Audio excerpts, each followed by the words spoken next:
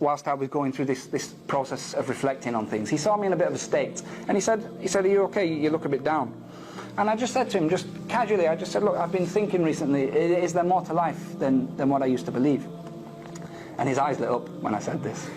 And he said, "Do you mean, does God exist?" And I didn't mean, does God exist? But he said, "Do you mean," and I thought, well, I said to him, "Well, not really, but I'm willing to discuss it."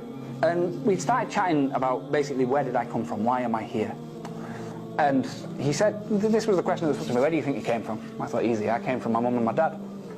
He said, okay, where did they come from? My grandma and my granddad, where did they come from? Okay, we came from the monkeys. This is what I was thinking at the time. We came from monkeys, evolution, so on and so forth. Now I thought, okay, I'll just throw them with the evolution argument. They didn't even entertain the evolution discussion. They said, okay, let's assume, for argument's sake, that even if there was such a thing as evolution, what starts that? The Big Bang starts that. Okay, what starts that? Now, the subject of where everything came from, what started the universe and creation, they don't really have an answer for that. For years and years and years they said it was the Big Bang that started it. But even now, today, scientists are saying themselves, admitting that, look, an explosion, a bang, is a reaction to something else. It's a reaction. So something has to have come before. Therefore, that wasn't the start. There was something prior to that. So I went away and I started looking into this. And the principal explanation they use, that they have various ones, and they try to use science to answer it, is that, look, matter collides with antimatter, and you have an explosion, and that's the Big Bang. And because matter is 1 and antimatter is 0, the universe came from nothing, because 1 times 0 is nothing. Now I saw that and I thought, right, look, that's a very clever bit of science. That's really clever, whoever thought of that. But then what struck me is that, look, brothers, if we were to go outside now, we'd be crazy to do it because it's snowing, but if we were to go outside now and say, right, let's have a game of football, would we sit around and say, right, look, the ball goes into the net once, that's 1 goal. It goes into the net twice, that's 2 goals. If you tackle him and break his leg, that's a foul, it's a red card. Offside, none of us really know what that is, but offside, would we start going through the rules and explaining them? No, we wouldn't. Why? Because we already know them. We already know the rules for football.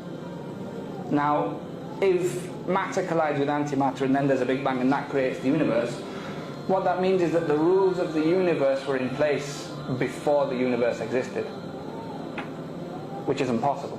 Who wrote the rules? They have to have been decided by something else. So, on that premise, you understand that, look, this can't have been the beginning, there has to be something prior to that.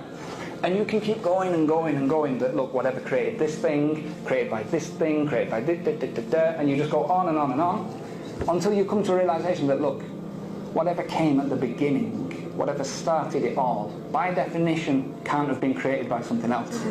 Because if it was, then it wasn't the start.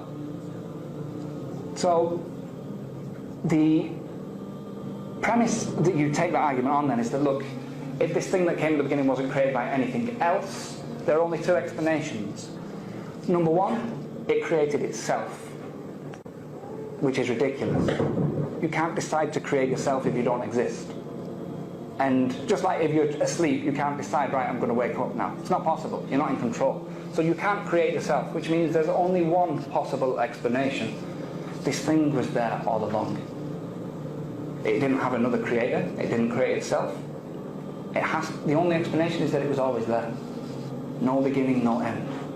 So when you realize this, you think, okay, it was there all along. There's a few things you can work out about that.